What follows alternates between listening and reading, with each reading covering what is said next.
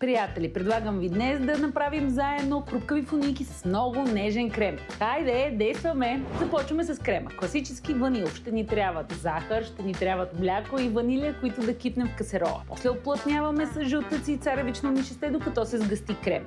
Трябва добре да се охлади, преди да разбием с миксер и да добавим екстрите. Крем от шамфастъци, маскарпоне, хубаво разбивам с миксера и накрая сметаната, която също трябва да бъде разбита. Прибирам в хладилник и действам с фуниките.